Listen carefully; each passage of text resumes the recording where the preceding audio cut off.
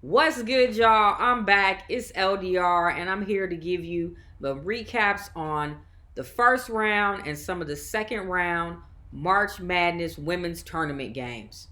These games have been phenomenal. We've had the comebacks and the upsets. We've had two games where teams have come back from down by 18 or more points. You had Middle Tennessee taking down Louisville. And the biggest upset thus far in the tournament was Duke taking down Ohio State.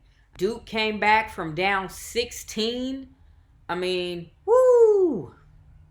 Duke was led by Reagan Richardson's 28 points, and Ohio State just couldn't get it together. Although Cody McMahon went for 27, they had no outside shot going for them. The guard play, they just couldn't get it together. Ohio State needs that outside shot, and they shot 1 from 11 from downtown. Like I tell y'all, no guard play, no dance in the tournament.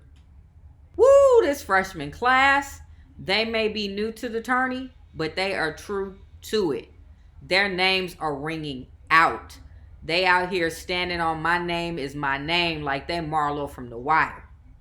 Fuhwiley, Crooks, Booker, Hidalgo, Williams, and JuJu, they out here on their Whitney Houston. I want to dance with somebody because, baby, they are dancing in this tournament. Fuhwiley's out here serving up a 20-piece off the bench, raining threes, and playing lockdown defense. She scored the most points as a freshman in their tourney debut in South Carolina history since A'ja Wilson. Let that sink in. Booker is out here breaking assist records. Audi Crooks served up a dub. That's a 40-piece. A 40-piece. And shot 90% from the field. No one has done that since Bill Walton at UCLA in the 70s. Some of y'all wasn't even born yet. Williams is averaging 15 for LSU. Hidalgo has just basically put Notre Dame on our back and been like, let's ride. Come on, let's go. And JuJu doing JuJu. JuJu went for 23. Broke Cheryl Miller's single-season scoring record. She's now at 833 points and counting. No other Trojan baller, men or women's team, has ever scored that many points. Man, this freshman class is something special. I think they'll go down maybe as probably, as of right now, the best freshman class in women's college basketball history. South Carolina, the way they play, they came out on a gladiator. If they play like they played against North Carolina, they're unbeatable. They had a 40-point lead at halftime. 40. And then in the fourth quarter, they were up by 46. They finished the game with 23 fast break points. 51 points from the bench. Their bench had more points than North Carolina put up the entire game.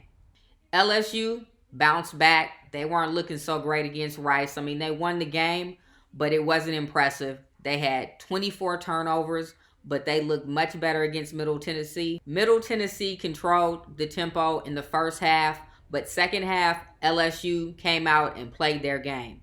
Flaujae led the way. She has done so much growth from freshman year to sophomore year with her game, and you can see it. She put them on her back and led them defensively and offensively in that game. LSU has the best 1-2 punch in the post. They got the doubles of the double-doubles. I'm talking about Reese and Morrow. Both of those ladies had double-doubles yesterday. Morrow went for 19 points, 13 boards, and Angel Reese had 20 points and 11 boards. Those two complement each other so well in the post. If LSU keeps playing like they played in that second half, they'll definitely, I can see them making it to the Final Four for sure. The best game of the night, though, was that Iowa State versus Stanford. Woo! If y'all did not stay up on the East Coast and watch that game, you missed something special. This one was a thriller. It went into overtime. I thought I was watching Marvelous Marvin Hagler and Sugar Ray Leonard on the court. It was the basketball equivalent of jab, cross, hook, uppercut, hook, cross. Brink struggled offensively, got into foul trouble, and fouled out because she was going up against Audi Crooks. Audi Crooks struggled offensively, got into early foul trouble, fouled out as well because she was going against Brink. But you know what happened? The Sweet 16 asked, Kiki, do you love me?